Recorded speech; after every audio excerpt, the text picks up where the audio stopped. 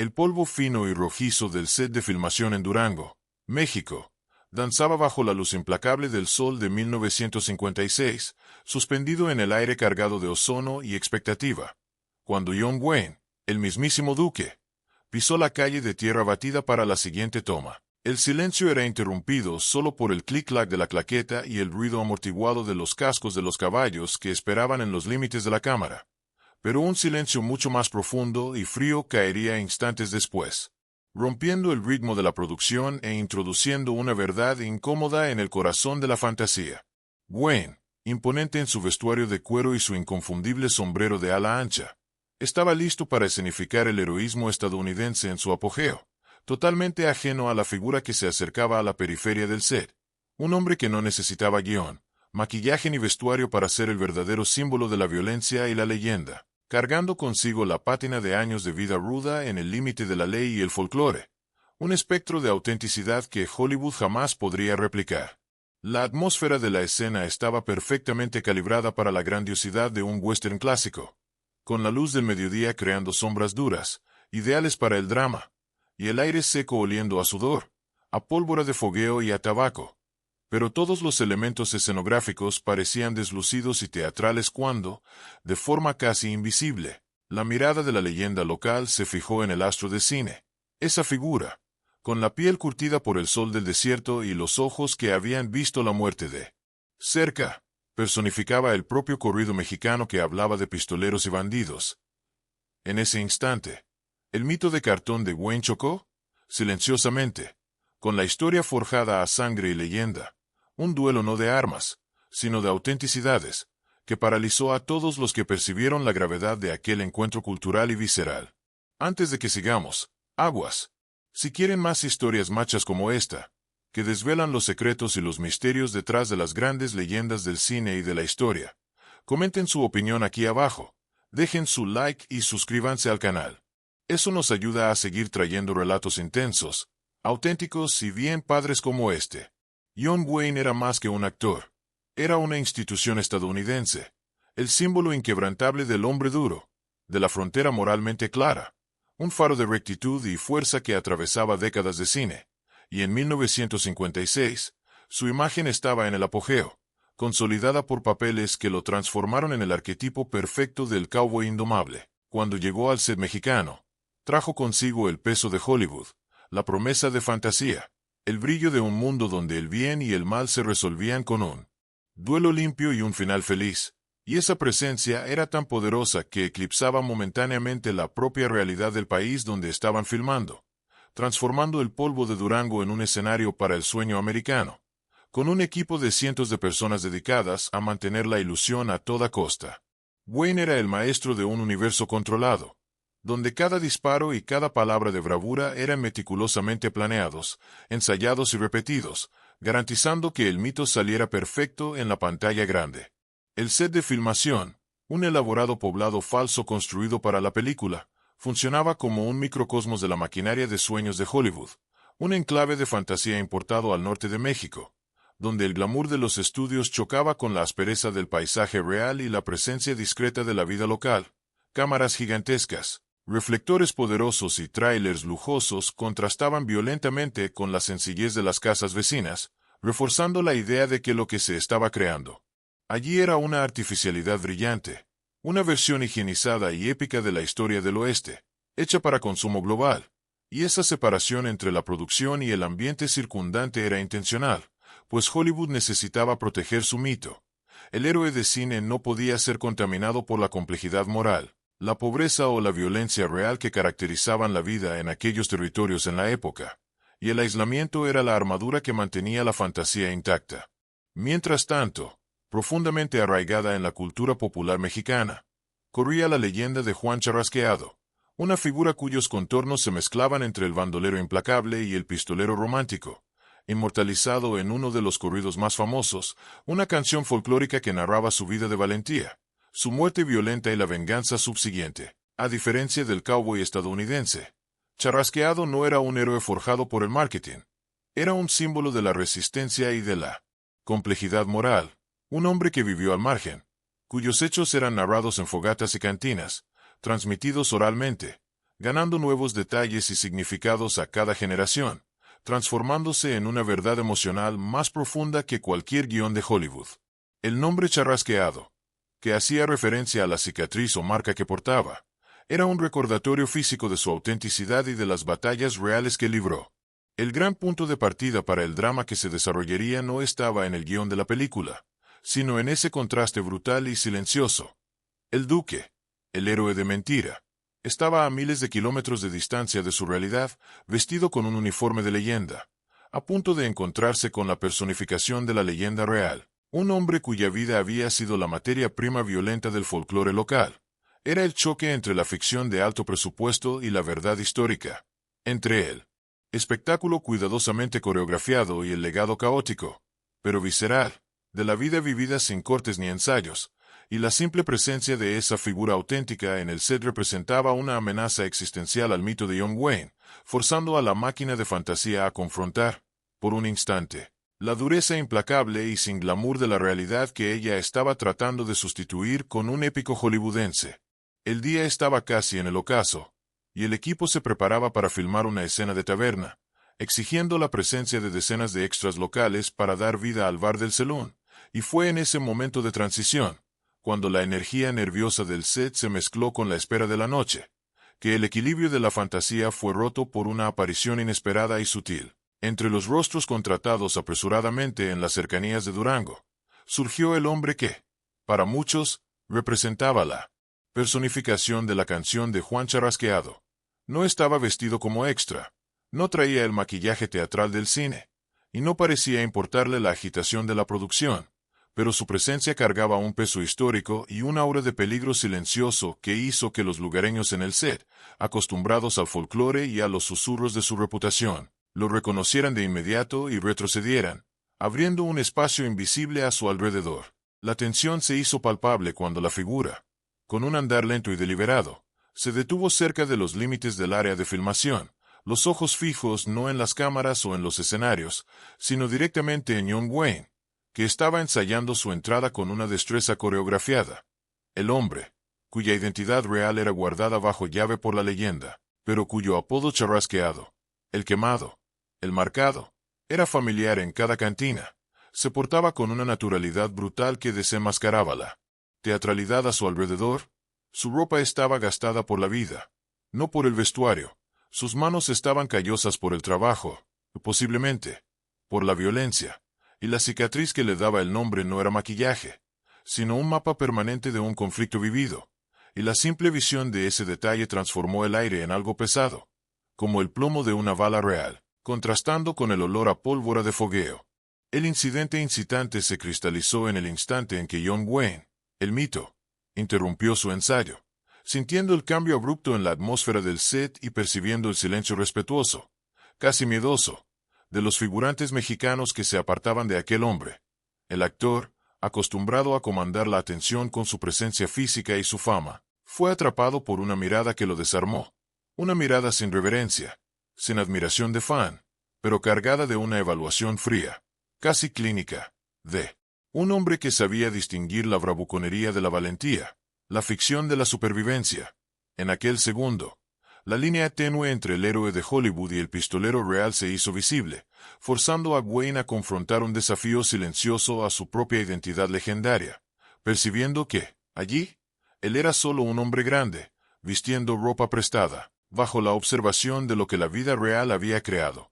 La vuelta de tuerca fue tan sutil que la mayoría del equipo de Los Ángeles ni lo notó, pero para aquellos que entendían la cultura local, el incidente incitante era claro. La realidad había invadido el set, y la leyenda forjada por el pueblo estaba de pie frente al mito fabricado por la industria, y el conflicto no se resolvería con un guión o un primer plano. La figura de Juan Charrasqueado era un espejo implacable para John Wayne, revelando la fragilidad de la fantasía cuando era confrontada con la autenticidad brutal del folclore, y esa confrontación silenciosa y culturalmente cargada proyectó una sombra sobre el resto de la producción, alterando la dinámica del set y forzando a Wayne a cargar, a partir de aquel momento, con la conciencia pesada de que el verdadero hombre duro era aquel que observaba de lejos, el hombre que no necesitaba aplausos para tener su historia grabada en la memoria de un pueblo. El malestar de Wayne tras el encuentro no era físico, sino psicológico, una grieta en la armadura de su persona cinematográfica que él intentaba,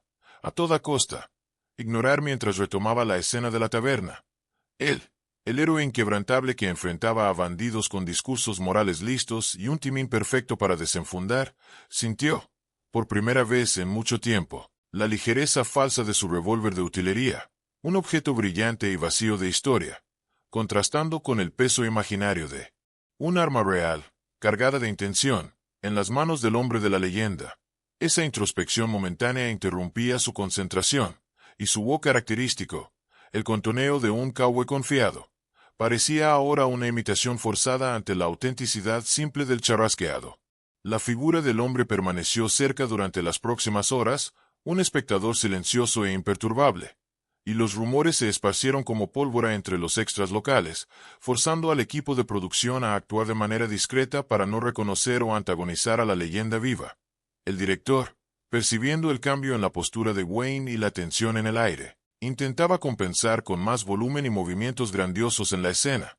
pero el actor parecía luchar contra un peso interno. Su voz menos atronadora, sus gestos más vacilantes, como si supiera que cada paso ensayado estaba siendo juzgado por un estándar de autenticidad que él, el ícono de Hollywood, jamás podría alcanzar. En una de las microescenas, Wayne, frustrado con la dificultad para acertar una línea de diálogo, se apartó para beber agua, pero sus ojos fueron inmediatamente atraídos hacia un objeto simbólico, un pañuelo desgastado, de color oscuro,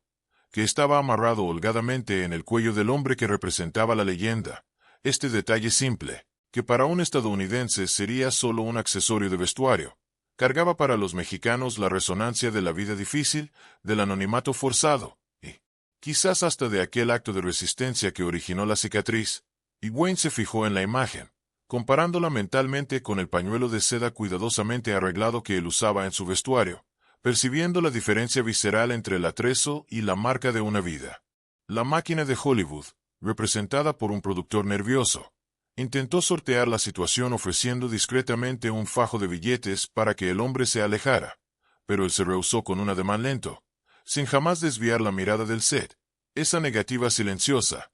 que no era de hostilidad, sino de total desinterés por el dinero de la fantasía, funcionó como un choque moral para Wayne, que presenció la escena desde lejos, comprendiendo que el poder de la leyenda no se doblegaba al capital de la industria, y el hombre no estaba allí para causar problemas o buscar fama, sino simplemente para existir, y esa existencia en sí era el desafío más potente a la ficción que se desarrollaba. La duda comenzó a corroer al actor. Lo que el público veía en Wayne no era el hombre, sino el cowboy idealizado, un reflejo del deseo de simplicidad moral. Lo que él estaba viendo en ese momento, encharrasqueado, era la complejidad,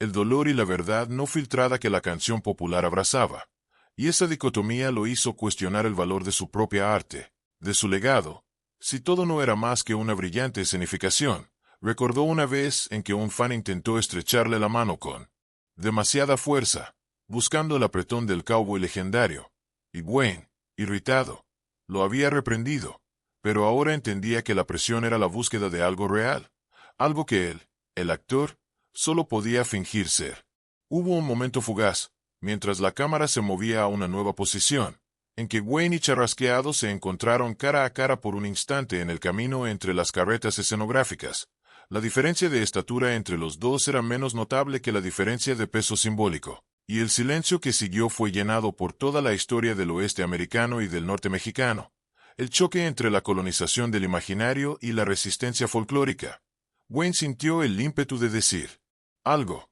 quizás una disculpa implícita por la farsa alrededor, pero las palabras se evaporaron, sustituidas por una vacilación que era la pura manifestación de su conflicto interno, el miedo de romper la magia, o el miedo de ser ignorado por la verdad.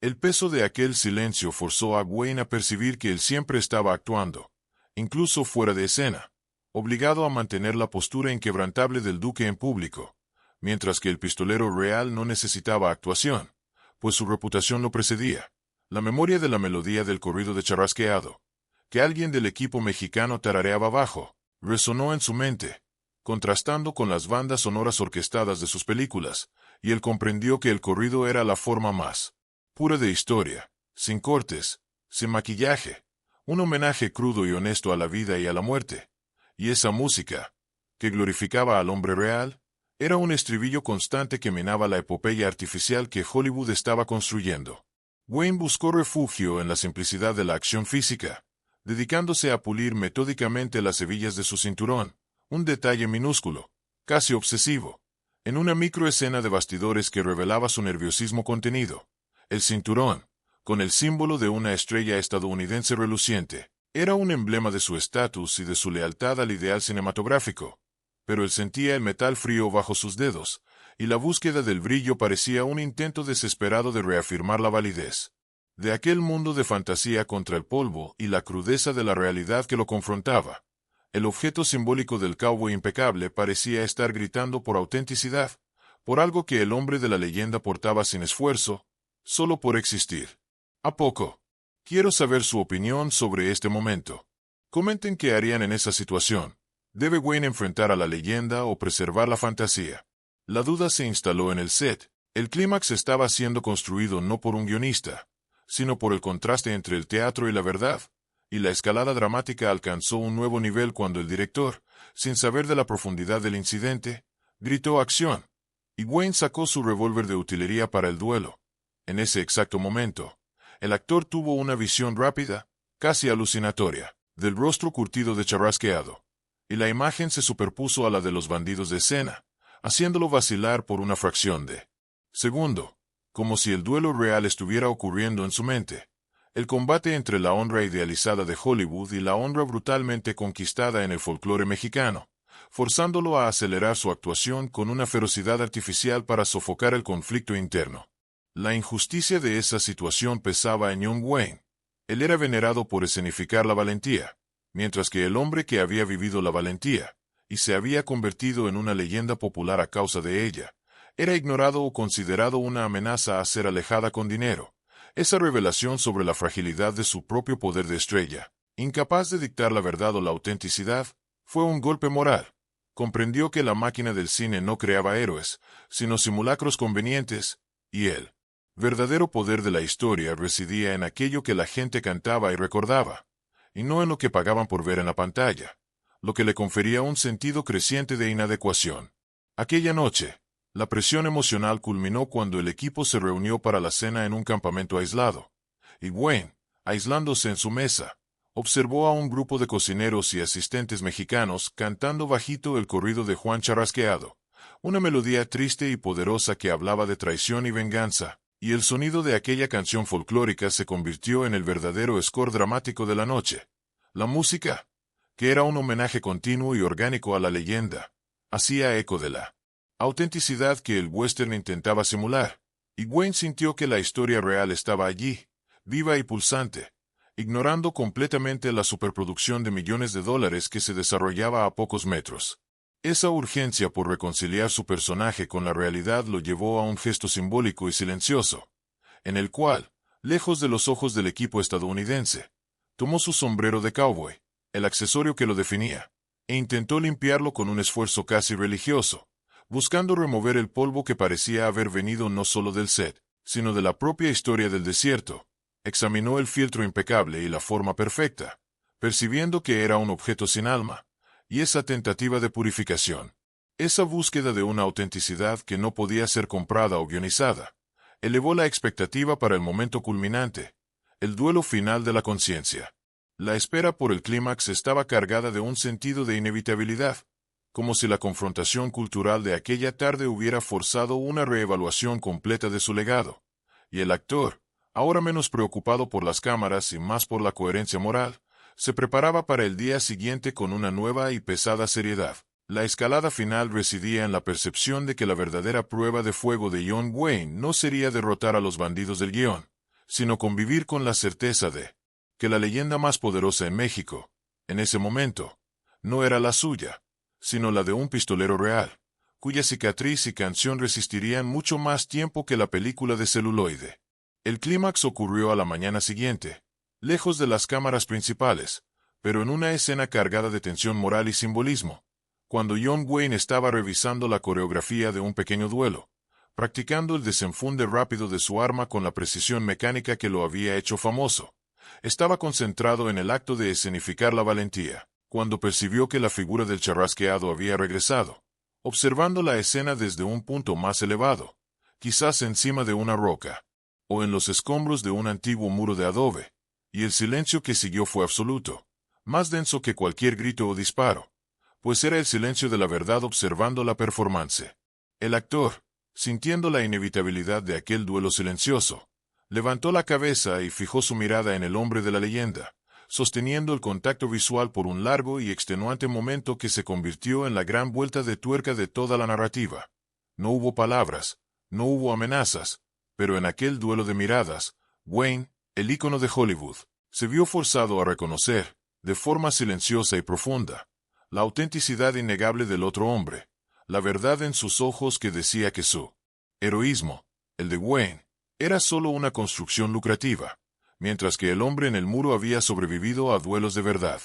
El gesto simbólico más importante de toda la narrativa ocurrió cuando Wayne, aún encarando al pistolero, soltó su arma de escena, el revólver de utilería que era su símbolo máximo de poder, dejándolo caer en el polvo con un golpe seco y sordo que,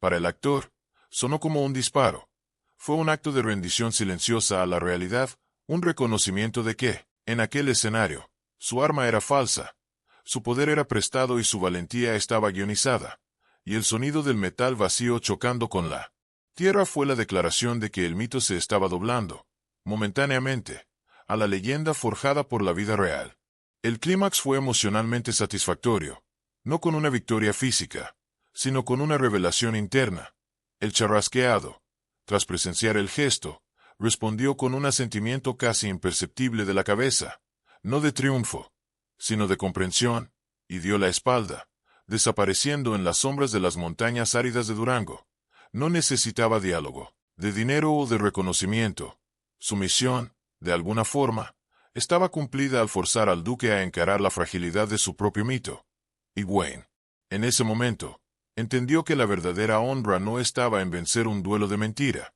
sino en reconocer la fuerza implacable de una historia que había sido escrita con la propia vida. Las consecuencias inmediatas del clímax fueron sentidas en la atmósfera silenciosa que perduró en el set tras la retirada del charrasqueado. Wayne, sin decir una palabra, recogió el revólver del polvo, pero la forma en que lo sostenía era diferente, más pesada y reflexiva, como si el objeto de escena hubiera sido infundido con la conciencia de la falsedad. La escena del duelo fue retomada, y el actor actuó con una intensidad renovada, una gravedad que no venía del guión, sino de la lección de humildad y autenticidad que acababa de recibir, inyectando una capa de complejidad humana en su performance que nunca antes había existido, pues ahora representaba a un héroe que sabía exactamente el precio de la verdadera valentía.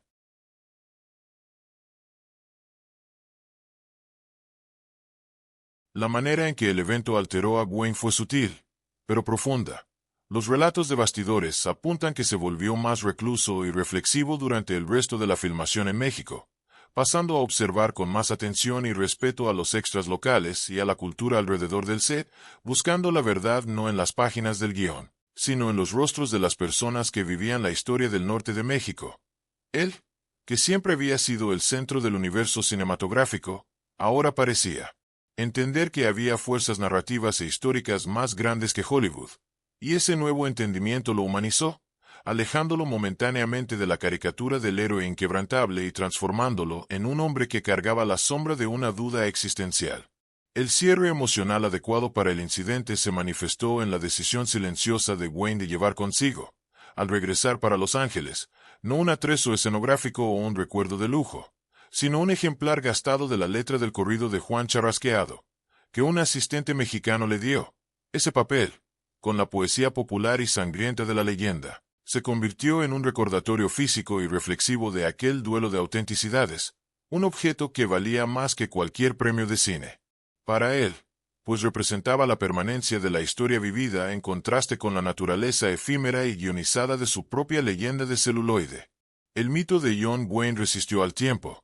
y la imagen del duque permanece grabada en el inconsciente colectivo como el arquetipo del cowboy estadounidense, El héroe sin mácula que siempre gana la batalla. Pero la leyenda de Juan Charrasqueado, el pistolero con cicatriz, también resistió, no por la fuerza de Hollywood, sino por la persistencia del pueblo, que continúa cantando su corrido, garantizando que su historia, brutal y auténtica, nunca sea olvidada. Ese evento silencioso en Durango, un mero parpadeo en los vastos bastidores del cine, sirvió para grabar una verdad innegable en la mente del actor, que las historias más poderosas son aquellas que son forjadas por la sangre y por el tiempo, y no por el marketing o por el brillo de los reflectores. El verdadero legado no reside en la fama o en las tomas perfectas, sino en la permanencia de la resonancia, y la canción de Charrasqueado, que resuena en las noches mexicanas, probó ser un tipo de eternidad mucho más auténtico y duradero que cualquier éxito de taquilla que Wayne pudiera alcanzar. El encuentro fue el momento en que el espectáculo fue confrontado por la realidad desnuda y cruda, y la lección para el actor y para nosotros permanece. En un mundo obsesionado por narrativas fabricadas, la leyenda forjada por la vida real carga un peso y una verdad que jamás podrán ser replicados por la ficción. Y en su opinión, ¿qué revela este duelo silencioso entre el mito y la leyenda sobre el verdadero significado de heroísmo y la búsqueda incesante por autenticidad? Échenle un comentario.